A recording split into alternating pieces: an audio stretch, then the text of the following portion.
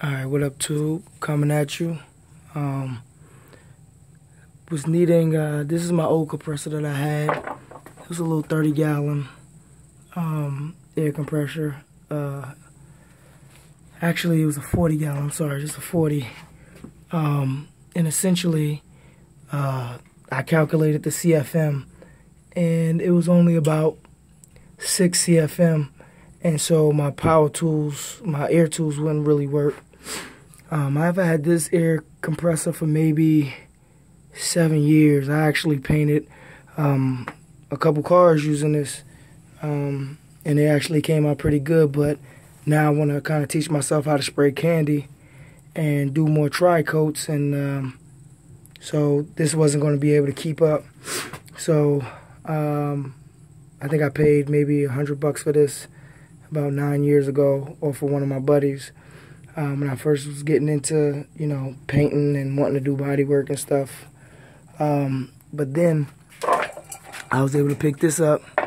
Off a guy, local guy, off of Craigslist. I'm a Craigslist killer.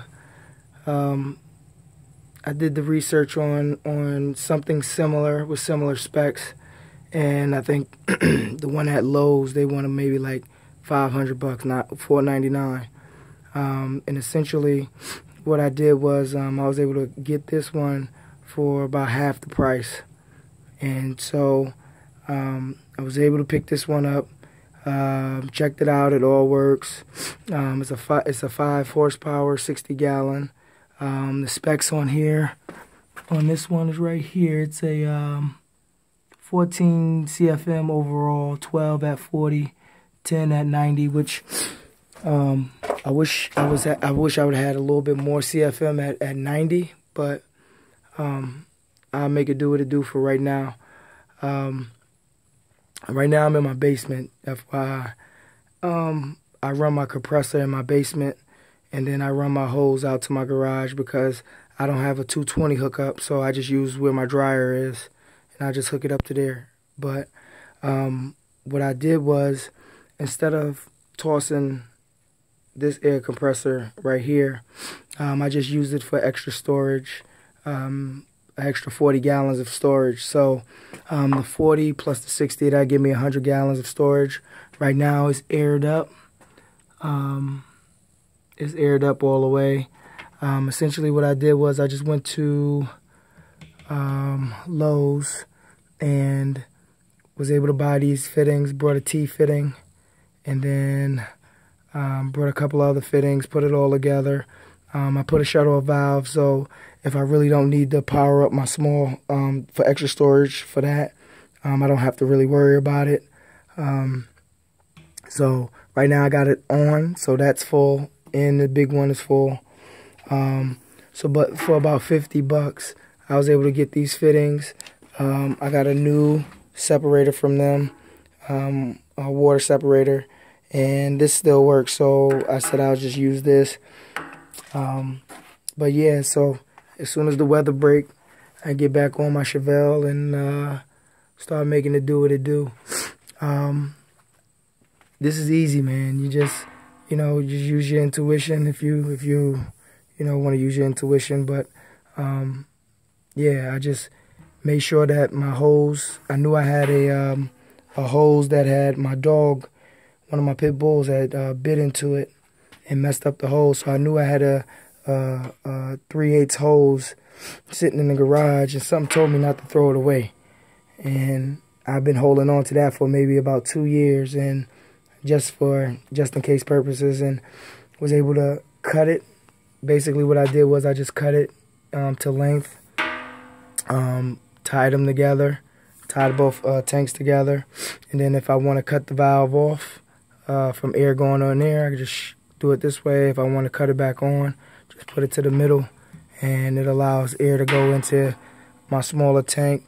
I'm hoping to learn how to spray candy this spring, and I'm gonna teach myself all this stuff that I'm learning. You know what I mean? I'm learning by myself. So one of the things that you want to look at when you want to start working on cars is look at the CFM.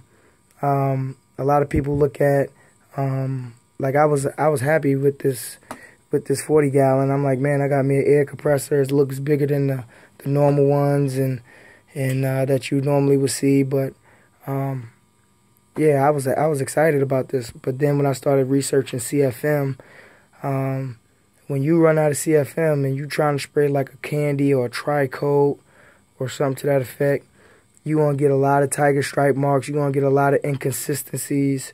When I sprayed my 72 Impala, I got a video on that. You can check that out on my page. But when I sprayed my 72 Impala the first time, I sprayed it a diamond white pearl.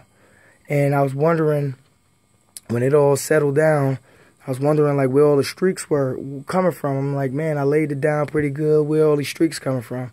But I didn't understand CFM back then.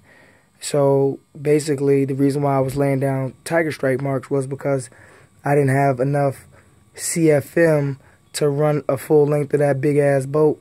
So my gun, let's say, was maybe taking up 16, 15, 14 CFM, and this is only rated for 6, 7 CFM. So I'm pretty much making this thing work all the time. Like I do one pass and the motor will kick in. And I was trying to figure out like, okay, well the motor kicking in, so maybe it's working. It's just gonna keep on pumping air back in. But what it does is it lowers your CFM down. And I caught wind of that when I brought me a digital gauge over the summer. I brought me a digital gauge for my gun, and I was just spraying primer.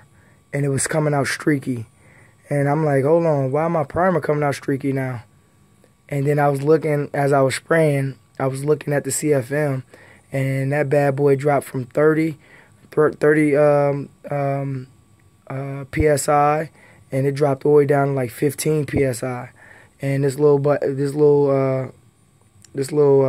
compressor wouldn't keep up. And I probably thinking like the motor is getting, going bad and all that other stuff, because I sprayed primer with this before, as well as a base coat clear coat before a couple times. I think I got like 4 cars on this, and it laid down pretty good.